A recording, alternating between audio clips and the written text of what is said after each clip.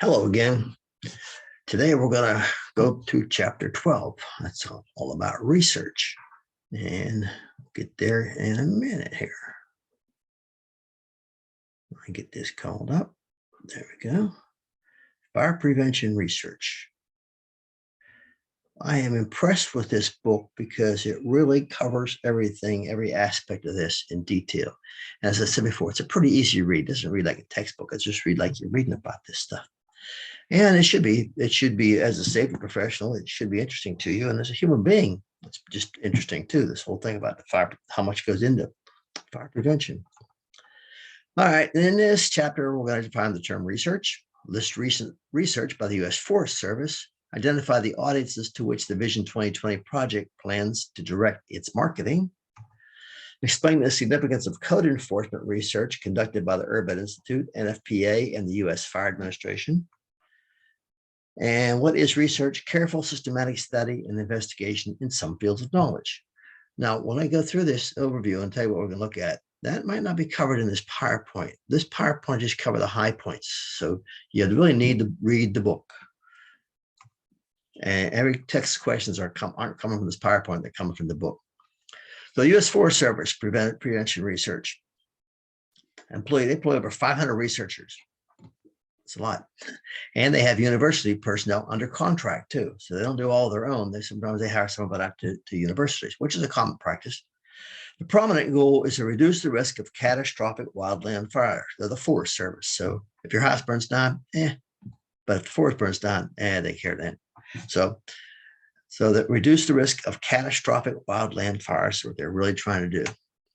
A wildland is often a remote land area characterized by natural, sometimes dense vegetation, minimally modified by human activity, such as woodlands, forests, brush, and meadows. Wildland can contain dangerous buildups of fuel from vegetation that may or may not be a risk for a fire. So what's fuel? Vegetation, especially dead, dry, rotted vegetation. Trends in migration and development currently bring together increased wildland interface with urban areas throughout the world. So you're going to hear wildland urban interface. That's when the people meet the wildland, pretty much. Hazardous fuel reduction, prescribed burning. That's burning stuff out before it can become a fuel for a fire. So you've heard about that a lot.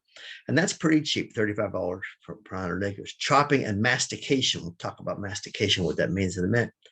Cut and skid load materials per bone dry ton. Bone dry just means there's no moisture in it, of course. Cutting, skidding, and chipping, $34 to $48 per ton. So mastication is the chewing, crushing, and grinding material to a pulp. So that's really chewing it up. Education, especially during high fire risk times, is best. In other words, education year round doesn't have as much impact as during high fire risk times. So they have prevention marketing themes. Fire is everyone's fight. Keep an eye on what you fry, and this is the public education. Why keep an eye on what you fry? Because kitchen fires and stove fires is the biggest, number one cause of fires in the home. NIST is National Institute of Standards and Technology, of course, and they have a fire research division. It's a division that conducts research in building materials, computer integrated construction practices, fire science and fire safety engineering, and structural, mechanical, and environmental engineering. This is one of the most important sources of research in fire protection and prevention. They have a fire dynamics simulator, which is a computer modeling application that simulates fires and predicts fire conditions in a compartment. In a compartment, they're basically saying it's a room, basically with walls around it, so that's a compartment. Flow path is a route of movement taken by hot gases between a fire and exhaust openings, like windows, doors, cut and vent holes, and the movement of air towards and feeding the fire. Tenability is the fire environmental impact on human survival, used in discussion or presentation of fire protection and fire safety subjects to demonstrate when conditions are survivable or not. Tenability, then, out of the dictionary definition, is the ability of humans to perform cognitive and motor skill functions and acceptability when exposed to a fire environment. So tenability means you can still, if it's tenability, it means you can still get out, more or less. 1 megawatt fire, that's a significant heat release rate of a specific burning object, sometimes referred to as a minimum for producing a room flashover. And we all know what flashover means. That's when a room that's on fire becomes a room engulfed in fire. It means a fire in a room becomes the room being on fire. Platooning is grouping behavior of people during building evacuation. When platoons grow and flow, evacuees slow. I'm not trying to be a poet here. That's just the way it came out. So when people get together and get more bigger groups, then the evacuation process slows down. Canadian Research Institute for Research and Construction, a branch of the National Research Council of Canada, established to serve the needs of Canada's construction industry. Construction is Canada's largest industry. Canadian Fire Research Facility, finest such facility in the world, 10-story tower to study high-rise fires, including evacuation research. Effectiveness of structural fire protection and high-efficiency water-based fire suppression systems. United Kingdom has the London Fire Brigade, they call it. They went and did 700,000 home visits. And they were voluntary. People didn't have to do it. But they tried to do 700,000 visits. And visits where they were permitted to enter, there ended up being 2 fires per 10,000 people. The visits where they're not permitted to enter, there were 36 fires per 10,000 people. That's a huge difference. So when they let them in their homes and talk about this and help them out, gave them some pointers, it really helped. So education is really a big help in fire prevention. UL Research, modern structural components meet normal daily loading needs, but can fail early when exposed to fire and collapse as firefighters enter a structure to search for victims and attack the fire. So what they're saying is stuff that's made today may be fine for the load it has to bear, but it doesn't stand up under fire as much as stuff used to. A cone calorimeter is a bench test instrument used primarily in fire safety engineering to evaluate small samples of material to obtain data measurements, for example, ignition time, heat release rate, and mass loss. Another issue is new home size. In the 1950s, they were about 1,000 square feet. That's not a very big house. 2000, the average home was 2,265 square feet. That's pretty good size.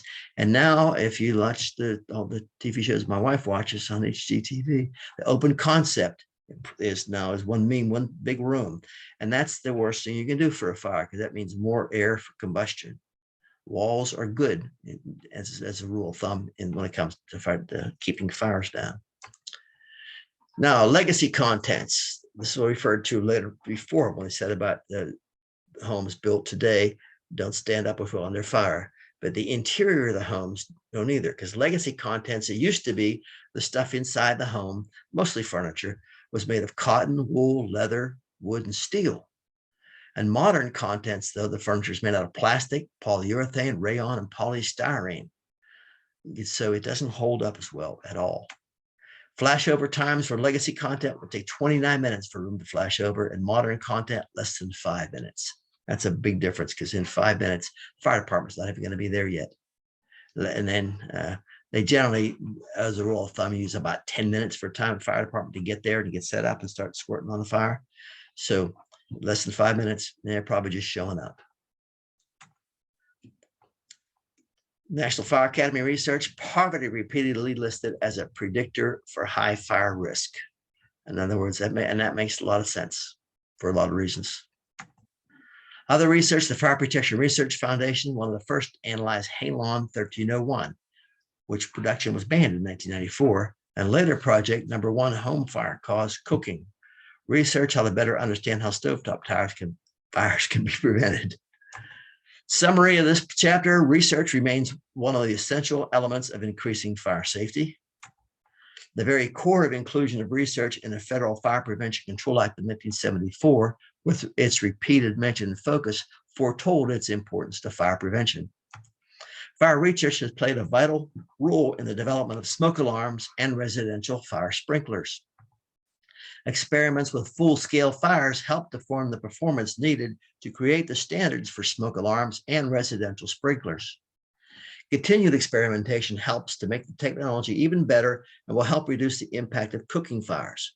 Cooking is the #1 cause of home fires in the United States. Research programs carried out by the U.S. Forest Service direct efforts to understand all aspects of wildland fires and how humans influence and are impacted by them.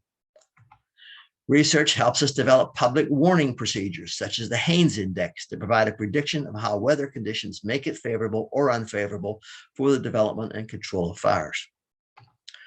Researchers have helped design public outreach programs focusing on wildland urban interface areas to address preventable fires.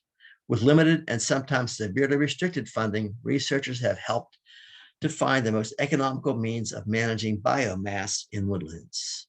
Vision 2020's initiation of marketing research aimed at influencing high-risk audiences hopes to change indifference. Free home safety visits, home fire safety visits in the UK appear to have been very successful in reducing the number of fires among the country's highest risk residents. Advances in forensic fire research by NIST are helping us learn more and more about fire dynamics through computer models that predict fire behavior. Using state-of-the-art equipment on their home campuses, university research labs are offering students an opportunity to perform research that satisfies requirements at the graduate level while helping to better explain fire-related human behavior. But that's it on fire prevention research. There's 2 little projects in here. One of them is taking something out of the book about the fire marshal, what he did in Shreveport, Louisiana, and one of them is look into Halon 1301, which you won't find that in the book. You have to look up on the internet about it, which is not that difficult to do, and you should be able to do it since this is an online course. Anyhow, both of those is 50 points available for each one, and you're only going to get the 50 points if you do a very professional, thorough report on each of these. If it's going to be half a report, you're going to get half the numbers. So do a good job on it, and that's it for this module.